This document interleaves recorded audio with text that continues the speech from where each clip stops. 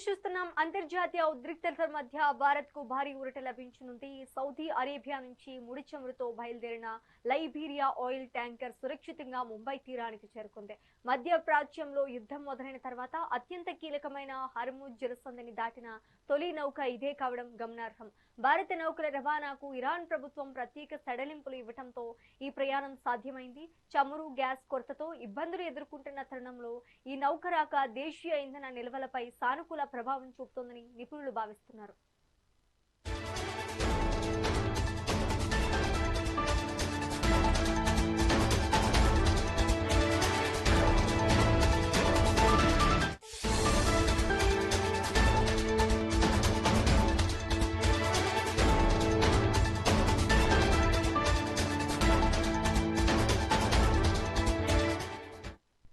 అంతర్జాతీయ ఉద్రిక్తతల మధ్య భారత్ కు భారీ ఊరట లభించనుంది. సౌదీ అరేబియా నుంచి ముడి చమురుతో బయలుదేరిన లైబీరియా ఆయిల్ ట్యాంకర్ సురక్షితంగా ముంబై తీరానికి చేరుకుంది.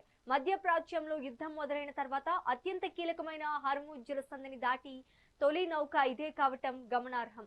భారత నౌకల రవాణాకు ఇరాన్ ప్రభుత్వం ప్రత్యేక సడలింపులు ఇవ్వడంతో ఈ ప్రయాణం సాధ్యమైంది. చమురు, గ్యాస్ కొరతతో ఇబ్బందులు ఎదుర్కొంటున్న తరుణంలో ఈ నౌక రాక దేశీయ ఇంధన నిల్వలపై సానుకూల ప్రభావం చూపుతోందని నిపుణులు భావిస్తున్నారు.